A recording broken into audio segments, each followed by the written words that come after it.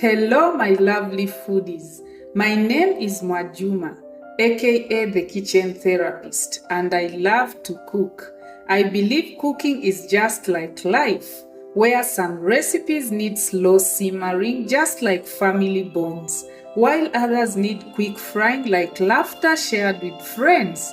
In my kitchen, every meal tells a story of love, connection, and moments that bring us together.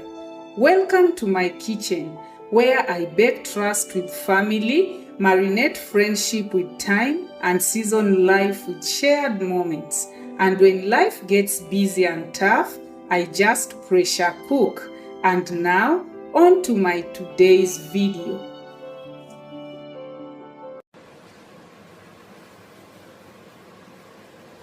Hello guys, how are you today? Good morning, good afternoon, good evening from wherever you are watching me from. Yeah, I know I normally have viewers from around the world and we have different timelines. Some people are still sleeping, some are awake, some are at work, some are cooking like me. So I have to address my audience, all of you. I hope you're okay today. Today, I'm not making a particular recipe. I was cooking, actually I'd started cooking. I'm making beef, some porridge. I'm going to make a smoothie. So I think I was a bit bored in the kitchen. Then I decided to make this video.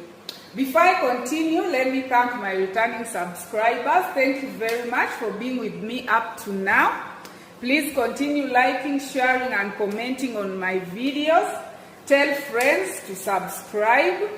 Don't forget to hit that notification bell to always be among the first people to watch my videos as soon as I upload them. To my new subscribers, you are very welcome. Feel at kitchen, at the Kitchen Therapist's kitchen. And bon appetit for every recipe that you learn and try. Don't forget to tell a friend to subscribe. So let's see what I'm doing in my kitchen. Like I've said, I was already cooking and I'm not making a certain recipe in particular. I was making beef, the porridge, and I want to make some smoothie. Let's do this. I hope I will continue the video until I finish, because I did plan for this. Let's do it.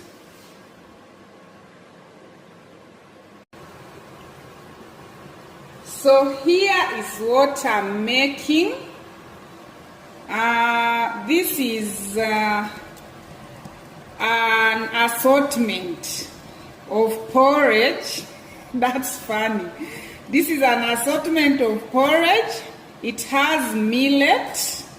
It has soya, it has maize, it has rice, it has some million fish, the omena, and what else? What other flour did I mix here? I think that's all. Then it has powdered milk and some butter, then some little sugar. Yes, that's why I'm calling it an assortment of porridge. It has a variety of flour. This is very healthy, very good for babies, very good for toddlers, and very good for anyone who wants to gain some weight. It's a bodybuilding porridge and very nutritious. Yeah. Then this side I have this is maize flour porridge, or what some of you could call corn porridge. It just has maize, then powdered milk, some butter, and sugar. It's also bodybuilding and very nutritious since it has the carbohydrate, then the butter part that has some protein and fat, then some sugar. The milk also has protein and other nutrients. So these are both healthy porridge. Then, like I told you, here I am making beef with one of my recipes. Let me just shift the camera here. So this is beef. Sorry about that noise. I'm using one of my many recipes. Is it clear?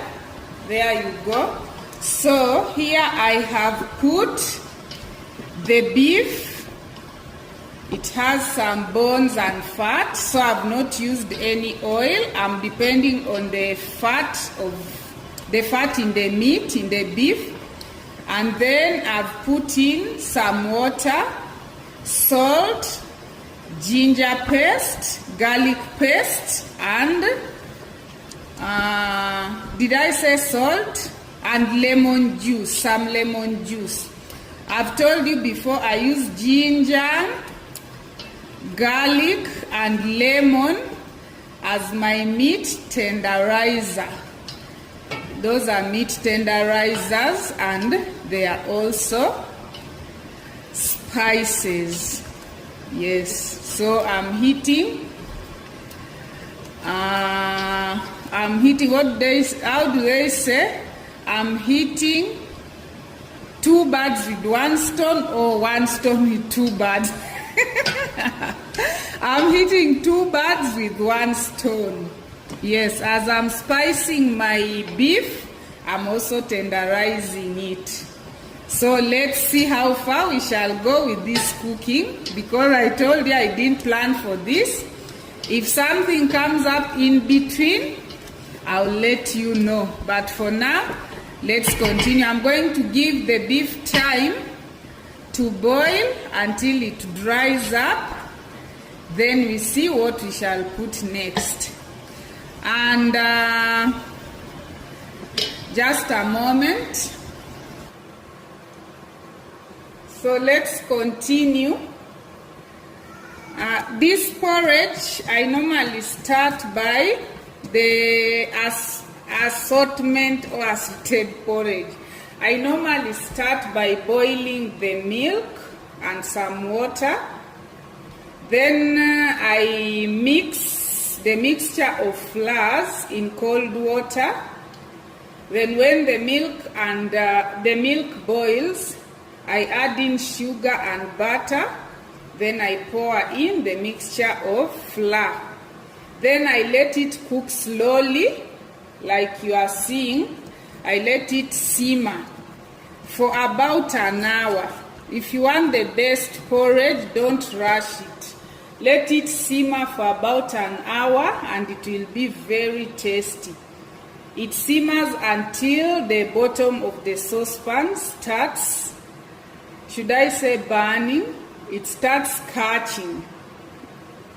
That's when you remove. You'll realize there is a difference between the porridge that you have cooked for a long time and that you cooked for minutes. Yes, both of them, even the white porridge, you let it cook for some long time for it to be tasty. They are almost ready and I'm about to take them off the fire. As we wait, I want to share with you a kitchen hack for cleaning your induction cooker. If you have an induction cooker, this is the part I'm talking about, this one. So my cooker is almost 4 years old, but you can see how clean the induction part is and the surface of the cooker. I want to give you a DIY that you can use for cleaning your induction cooker. So normally, and the best part of this is what you use for cleaning is normally available. Most of us have them at home. For me, I use vinegar and soda bicarbonate. And this is what I do. I get 1 tablespoon of soda bicarbonate and I mix it with 1¼ tablespoon of white vinegar, just the ordinary vinegar. Yes, 1 tablespoon of soda bicarbonate or bicarbonate of soda, like some people call it, different brand names but the same thing. Soda bicarbonate or bicarbonate of soda. Mix 1 tablespoon of bicarbonate and 1¼ tablespoon of vinegar. Then you just pour it here on the surface of your induction cooker. You pour it here, make sure you cover the whole surface so that the cleaning can be thorough everywhere. So after pouring it there, you let it be for about 30 minutes or so, depending on the amount of dirt you have and how much it has stuck on the induction cooker. The best thing to do is every time it gets dirty, do not cook with it before cleaning. Do not cook on it, before cleaning. The more you cook on it when it is dirty, the more the dirt will stick and it will be hard to clean. And that spoils the surface of your induction cooker. You'll realize the amount of heat it will finally begin generating will not be as it was before because of the dirt surface. So, depending on the amount of dirt on the surface of your cooker, let it be for about 30 minutes or more.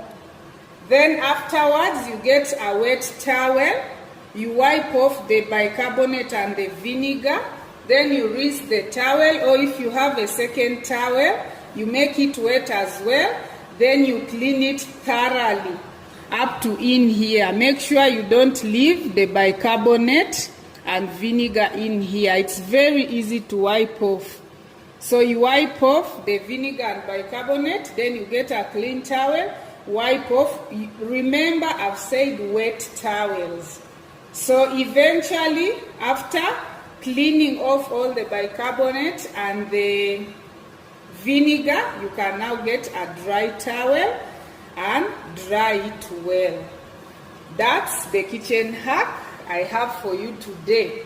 I had promised I'll be talking about, we shall be having healing spice moments every time I cook. But since I did not plan for this session, I've decided to give you that kitchen hack. Yes, we shall be sharing the DIYs that we know once a while. So let's continue with the cooking. Let's check the meat. I think I'm going to turn off the fire of the porridge. That and this. These are ready. Yes, I'm going to pour them in containers and freeze. Every time I want to use, I just pick, defrost, or warm directly on the cooker. So here is our beef. It's continuing to boil. I told you I want to boil until this water dries and it seems to be tender. It's not the hard, the tough type. Yes.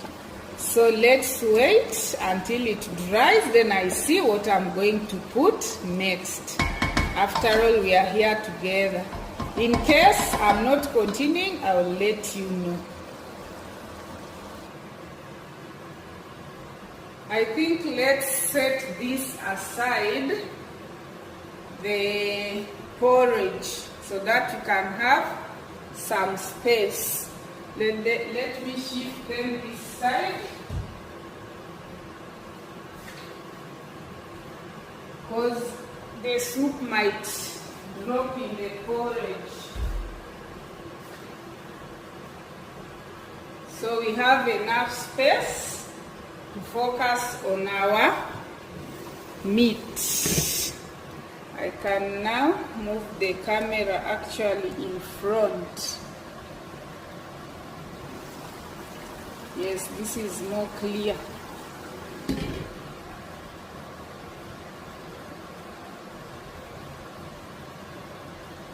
So in the meantime, like I told you, I want to make a smoothie.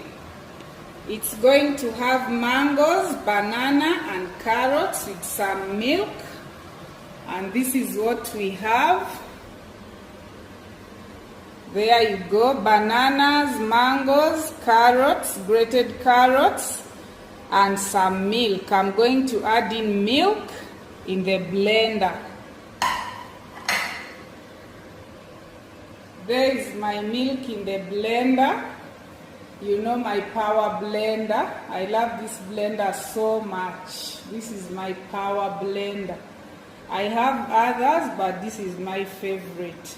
So we are going to put in the mangoes, bananas, and carrots. Then we blend. There you go. Now we are going to blend it. Our smoothie is there.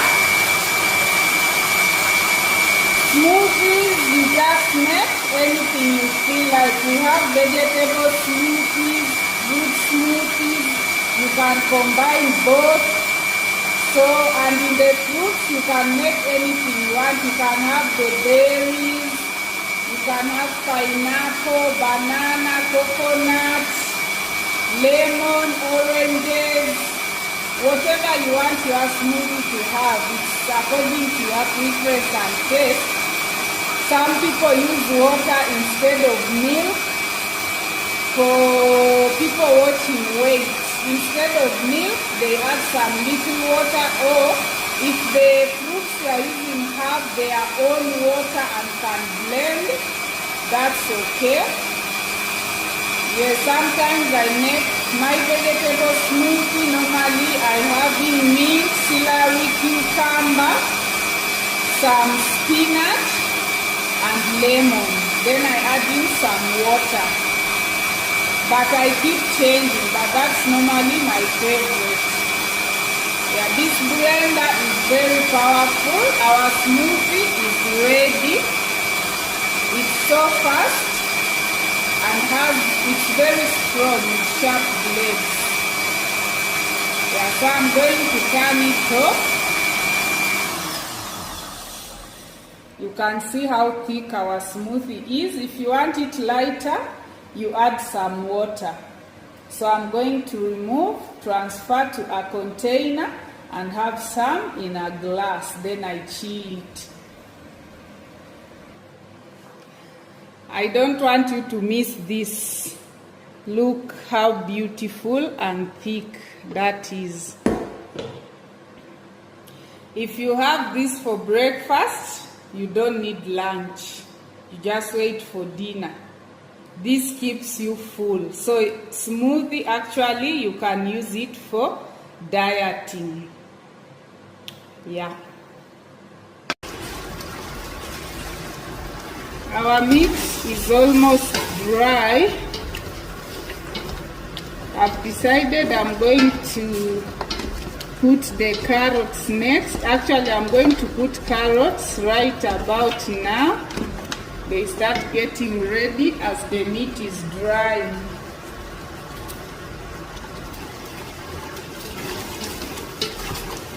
I love meat.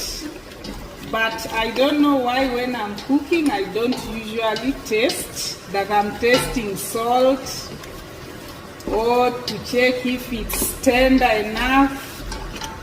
I rarely don't do that. What have I just said? I rarely do that. English is running away from me. So I finished my smoothie. It was very awesome. Sorry you missed. Now let me put the carrots. There we go. I want them to begin getting ready. I'm still not sure how I'm making this meat, but I'm just making. Those are the problems we face as chefs. You just start cooking sometimes. You don't know what you are cooking, but you are cooking, so long as at the end of the day, it's edible. Yes, so long as it's edible.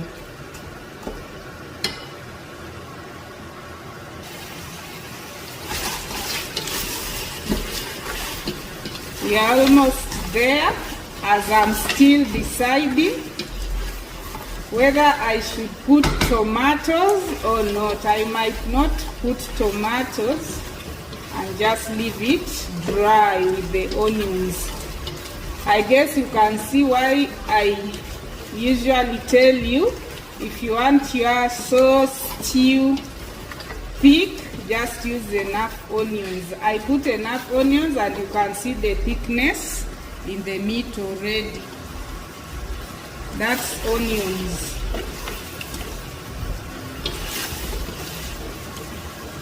Onions, crushed onions.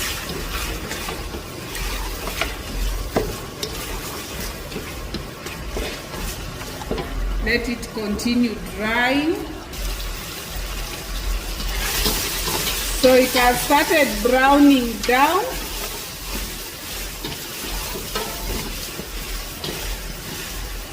Can you see? The saucepan is browning, meaning the meat is browning too. See? So let's continue.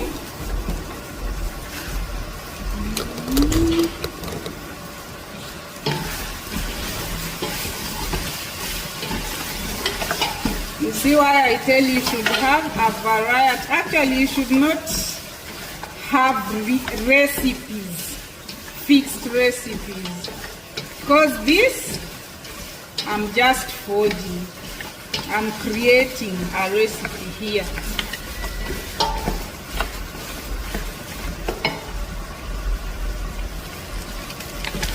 Guys, what do you think? I'm going to put in some green pepper, green bell pepper or green capsicum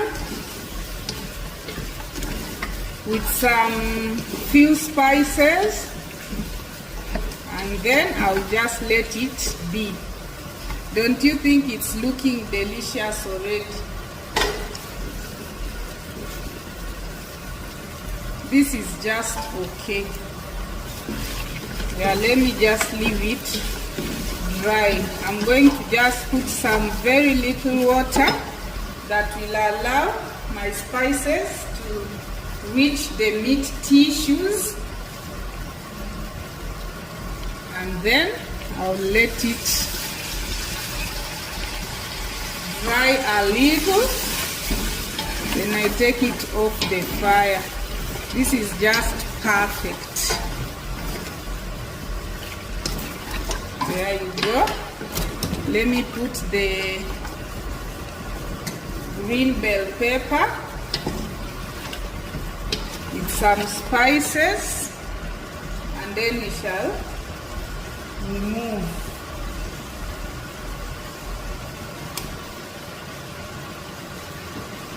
That's green bell pepper. I'll just put a few.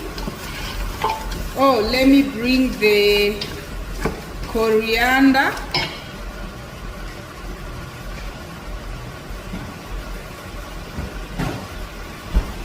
Remember, our coriander is normally frozen.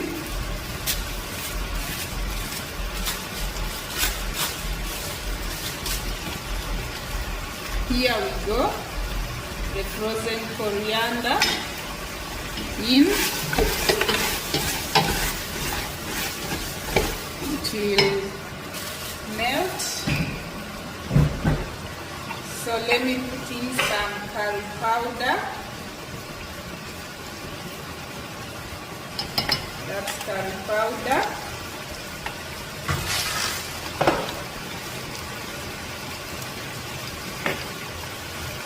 Some paprika.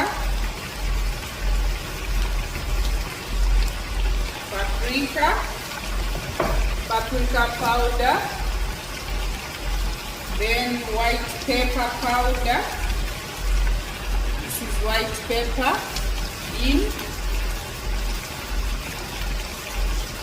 Some turmeric powder in, and some garam masala. There you go. That's enough.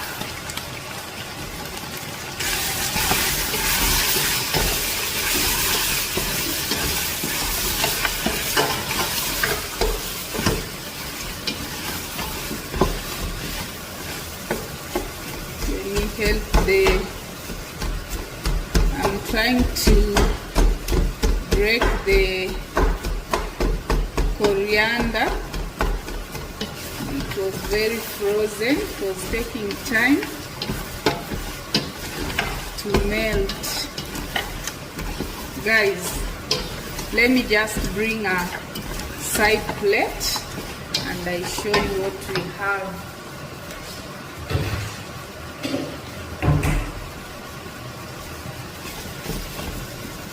This is ready.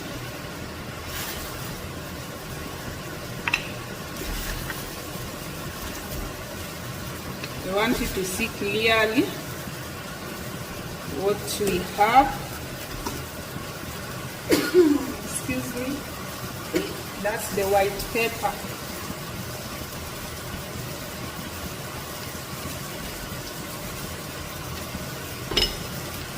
Guys, look at that. Why would we put tomatoes in this? This is just awesome, delicious, mouth-watering, palate-wetting. Our meat is done, it's ready. So, the next thing is thinking about what I'm going to, or we are going to eat it with. But I will end the video here. Thank you for watching up to this moment. I still continue thanking my returning subscribers. Thank you very much. New subscribers, you are very welcome. Please endeavor to try these recipes. Cooking is very easy. People think it's hard, it's difficult, it's tough, it's time consuming. But when you plan, it doesn't take time. It's very easy to make. Imagine this is beef. And we have made it as fast as this. So you can always try these recipes. I make them very simple. I use the simplest ingredients, very available to anyone. Try them and enjoy. Stop buying food in restaurants all the time, food that you don't love. Once a while, cook for yourself and enjoy a very homemade tasty meal. For now, I want to say bye. Have a beautiful week because it's Monday here. Enjoy your week. Let it be productive. Ciao.